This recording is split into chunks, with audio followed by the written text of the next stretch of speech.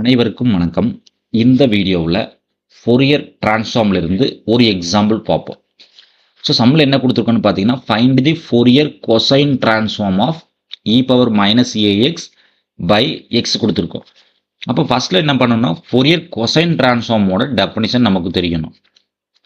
So definition of Fourier cosine transform, அதாவது Fourier C denotes cosine transform of any function f of x equals to root 2 by pi interval 0 to infinity f of x into cos sx dx. இது Fourier cosine transform ஓட definition. So இங்கே function f of x என்ன கொடுத்துருக்கோம்னா e power minus ax by x கொடுத்துருக்கோம். அப்போ substitute பண்ணுங்க, என்ன கிடைக்குதுன்னு பாருங்க. Root 2 by pi integral 0 to infinity e power minus ax divided by x into cos sx dx கிடைக்கும் இல்லைங்களா? இப்போ பார்த்தீங்கன்னா இது டைரக்டாக இன்டகிரேட் பண்ணவே முடியாது, ஏன்னா கீழே ஒரு எக்ஸ் இருக்கு. ஸோ கீழே எக்ஸ் இல்லைன்னா நம்ம டைரக்டாக இன்டகிரல் ஃபார்முலா இருக்கு, சப்ஸ்டிட் பண்ணிக்கலாம். இப்போ டைரக்ட் இன்டகிரேஷன் இங்கே பாசிபிள் இல்லை, சரிங்களா? அப்போ வேற ஏதாவது மெத்தட் யூஸ் பண்ணி ஆகணும். அப்போ என்ன மெத்தட் யூஸ் பண்ணலான்னு கேட்டிங்கன்னா, ரெண்டு பக்கமும் டிஃப்ரென்ஷியேட் பண்ணுறோம். Differentiate both sides. So differentiate both sides with respect to S. எஸ்ஸை பொறுத்து ரெண்டு பக்கம் டிஃப்ரென்ஷியேட் பண்ணுறோம். அப்போ என்ன கிடைக்குன்னு பாருங்க. ஸோ டி பை டிஎஸ், எல்ஹெச்எஸ்ல d by d s of Fourier cosine transform of f of x, d by dx Fourier cosine transform of f of x. So இங்கேயும் d by ds d by ds அப்படியே உள்ள என்ன time இருக்கோ அந்த டைமை disturb பண்ணல, அப்படியே என்ன பண்ணுறோம், டிஃப்ரென்ஷியேட் பண்ணுறோம், சரிங்களா? அப்போ டிஃப்ரென்ஷியேட் பண்ணும்போது d by ds இருக்கு இல்லைங்களா, இது இன்டகிரேஷனுக்கு உள்ளே போகும்போது, அதாவது டெரிவேட்டிவ் இன்டகிரேஷனுக்கு உள்ளே போச்சு அப்படின்னா, இன்டகிரேஷனுக்கு உள்ளே போகும்போது என்ன ஆகுன்னு பார்த்தீங்கன்னா பார்ஷியல் டெரிவேட்டிவாக கன்வெர்ட் ஆயிரும். ஸோ டோட்டல் டெரிவேட்டிவ் இன்டகிரேஷனுக்குள்ளே போகும்போது என்னவாகுன்னா பார்ஷியல் டெரிவேட்டிவாக கன்வெர்ட் ஆயிரும், அதாவது டோ பை டோ எஸ்ஸாக கன்வெர்ட் ஆயிரும், சரிங்களா? டி பை டிஎஸ் அப்படின்றது என்னவாகுன்னா டோ பை டோ எஸ் ஆயிரும். அப்போ இங்கே என்ன சார் கிடைக்குன்னு பாருங்க. ரூட் 2 by pi ஒரு constant, root 2 by pi constant disturb பண்ணலை. இன்டகிரல் 0 to infinity, இந்த d by dx உள்ள போகும்போது டோ பை டோ எஸ்ஸாக கன்வெர்ட் ஆயிரும். Doe by to S balance time என்ன இருக்குன்னு பாருங்க. E power minus a x divided by x into cos s x, வெளியே இருக்கக்கூடிய ஆசிடிஸ் டிஎக்ஸ் இருக்கும். ஸோ இங்கே டிஃப்ரென்ஷியேஷன் யாரை பொறுத்து சார் பண்ணுறோன்னு கேட்டிங்கன்னா எஸ்ஸை பொறுத்து பண்ணுறோம். அப்போ எஸ்ஸை பொறுத்து தான் டிஃப்ரென்ஷியேட் பண்ணும். அப்போ இந்த e power minus ax by x இருக்கு இல்லைங்களா, இது ஒரு கான்ஸ்டன்ட் ஆயிரும். ஏன் சார் கான்ஸ்டன்ட்? Variable S. அப்போ இந்த காஸ் எஸ் எக்ஸை மட்டும்தான் நம்ம டிஃப்ரென்ஷியேட் பண்ண முடியும், சரிங்களா? அப்போ என்ன கிடைக்குன்னு பாருங்க. ரூட் 2 by pi டிஸ்டர்ப் பண்ணல. Integral 0 to infinity e power minus ax by x constant, சரிங்களா? அப்போ இந்த காசை டிஃப்ரென்ஷியேட் பண்ண என்ன சார் கிடைக்கும்? மைனஸ் சைனஸ் எக்ஸ் கிடைக்கும். காசை டிஃப்ரென்ஷியேட் பண்ணால் மைனஸ் சைனஸ் எக்ஸ். எஸ்எக்ஸை மறுபடியும் டிஃப்ரென்ஷியேட் பண்ணோம் இல்லையா, எஸ்எக்ஸை டிஃப்ரென்ஷியேட் பண்ணி யாரை பொறுத்து பண்ணணும்? எஸ்ஸை பொறுத்து பண்ணணும். அப்போ எக்ஸ்ன்றது கான்ஸ்டன்ட், எஸ்ஸுக்கு வேல்யூ 1ன்னு கிடைக்கும், சரிங்களா? ஏன்னா காசுக்கு டிஃப்ரென்ஷியேஷன் மைனஸ் சைனஸ் எக்ஸ். எஸ்ஸை பொறுத்து டிஃப்ரென்ஷியேட் பண்ணும்போது எக்ஸ் வந்திருக்கும், இன்டூ ஆசிடிஸ் டிஎக்ஸ் இருக்கும். ஸோ இப்போ பாருங்க சார், இந்த எக்ஸும் கட் ஆயிரும். இப்போ கடைசி என்ன இருக்குன்னு பாருங்க நம்ம கையில். ரூட் 2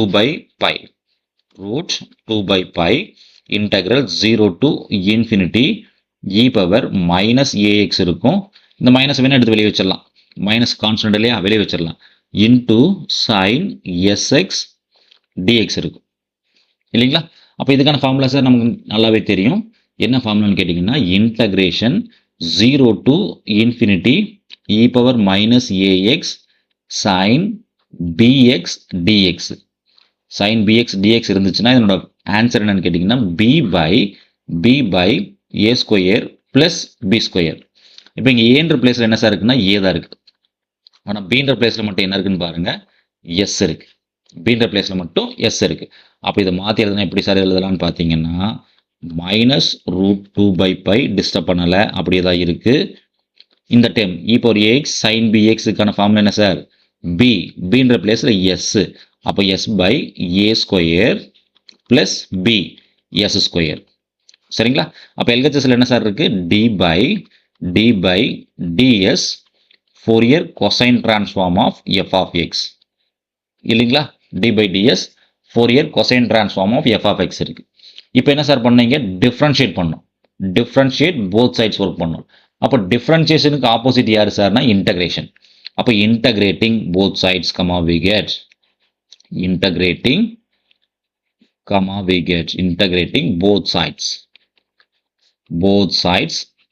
யாரை பொறுத்து பண்ணணும், அதே எஸ்ஸை பொறுத்து தான் வித் ரெஸ்பெக்ட் டு எஸ். ஏன்னா டிஃப்ரென்ஷியேட் யாரை பொறுத்து பண்ணணும், எஸ்ஸை பொறுத்து பண்ணணும். அப்போ இன்டகிரேட் எஸ்ஸை பொறுத்து பண்ணும்போது தான் என்ன சார் ஆகும்னா இன்டகிரேஷனும் டிஃப்ரென்ஷியேஷனும் பேலன்ஸ் ஆகும். அப்போ இந்த இன்டகிரேட் பண்ணும்போது என்ன சார் ஆகும்னா இன்டகிரேஷனும் டிஃப்ரென்ஷியேஷன் d/ds கட் ஆயிரும். அப்போ Fourier cosine transform of f(x) equals to -√2/π constant sir, disturb பண்ணலை, அப்படியே இருக்கட்டும். இன்டகிரல் s/s² ப்ளஸ் a² யாரை பொறுத்து சார் இன்டகிரேட் பண்ணணும், எஸ்ஸை பொறுத்து பண்ணணும். அப்போ நமக்கு தெரியும் இன்டகிரேஷன் டிஃப்ரென்ஷியேஷனும் இன்வர்ஸ் டு ஈச் அதர். அப்போ இந்த இன்டகிரேஷனும் டிஃப்ரென்ஷியேஷன் என்ன ஆயிரும், கட் ஆயிரும். அப்போ பேலன்ஸ் என்ன இருக்குன்னா வெறும் Fourier cosine transform of f(x) தான் இருக்கும். ஏன்னா இன்டகிரேஷன் டிஃப்ரென்ஷியேஷனும் இன்வர்ஸ் டு ஈச் அதர். இங்கே -√2/π டிஸ்டர்ப் பண்ணலை, அப்படியே வச்சிருக்கோம். -√2/π டிஸ்டர்ப் பண்ணலை. இதனோட ஃபார்முலா என்ன சார், இன்டகிரேஷன் ஆஃப் என்ன ஃபார்மெட்டில் இருக்குது, s/s² ப்ளஸ் a² இருக்குது. இல்லை எஸ்ன்னா எக்ஸ் கூட எடுத்துக்கலாம், எல்லாமே ஒன்று தான் இல்லையா. x/x² ப்ளஸ் a² ஃபார்மெட்டில் இருக்குது. x/x² ப்ளஸ் a² dx இருக்குது. கண்ணு மூடி நம்ம என்ன பண்ணுவோம்னா 1/a tan inverse x/a formula போட்டுருவோம். அது போடக்கூடாது, ஏன்னா மேலே வேரியபிள் எக்ஸ் இருக்குது. சரிங்களா? அப்போ இது என்ன ஃபார்மெட்டில் இருக்குன்னு பார்த்தீங்கன்னா integration f'(x) by f(x) dx ஃபார்மெட்டில் இருக்குது. அதாவது டினாமினேட்டரை டிஃப்ரென்ஷியேட் பண்ணால் இன்டர்மீடியட் நியூமரேட்டர் வருது. அப்படி டினாமினேட்டர் டிஃப்ரென்ஷியேட் பண்ணும்போது நியூமரேட்டர் வந்துச்சு அப்படின்னா இதனோட ஃபார்முலா என்னன்னு கேட்டிங்கன்னா லாக் ஆஃப் டினாமினேட்டர் இல்லை லாக் ஆஃப் f(x). அப்போ இங்கே x² ப்ளஸ் a² டிஃப்ரென்ஷியேட் பண்ண என்ன சார் வரும்னு பார்த்தீங்கன்னா 2x வரணும் இல்லையா. 2x ப்ளஸ் 0ன்னு வரணும். அப்போ என்ன சார் மிஸ் ஆகுதுன்னா ஒரு 2 மிஸ் ஆகுது. அப்போ ஒரு மேலே 2வை மல்டிப்ளை பண்ணிட்டேன், அதே சமயத்தில் ஒரு 2வை கீழே டிவைட் பண்ணிட்டேன்.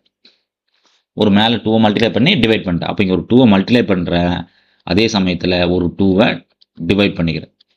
இப்போ கீழே இருக்கக்கூடிய s² ப்ளஸ் a² டிஃப்ரென்ஷியேட் பண்ணிங்கன்னா என்ன கிடைக்குன்னு பார்த்தீங்கன்னா 2s கிடைக்கும். அப்போ என்ன சார் பண்ணாலும் லாக் போட்டுக்கலாம். அப்போ அது 1/2 அப்படியே தான் இருக்கும். இப்போ லாக் s² ப்ளஸ் a² கிடைக்கும். ஏன்னா கீழே இருக்கக்கூடிய டேர்மை டிஃப்ரென்ஷியேட் பண்ணால் மேலே இருக்கக்கூடிய டேர்ம் வருது அப்படின்னா லாக் போட்டுக்கலாம். அப்போ ஃபைனல் ஆன்சர் என்ன சார் கிடைக்குன்னு பாருங்கள், -1/2√2/π log of s² plus a². இதை நமக்கு தேவையான, அதாவது ஃபோரியர் கொசைன் டிரான்ஸ்ஃபார்ம் ஆஃப் e⁻−ax-க்கான வேல்யூ. e⁻x by x-ஆ, e⁻−ax by x-க்கான value √2/π log s² plus a². Okay, அடுத்து என்ன சார் கேட்டிருக்கோன்னா டிடக்ஷன் கேட்டிருக்கோம். என்ன டிடக்ஷன் கேட்டிருக்கேன்னா e⁻−ax மைனஸ் e⁻−bx by xன்னு கேட்டுக்கிறோம்.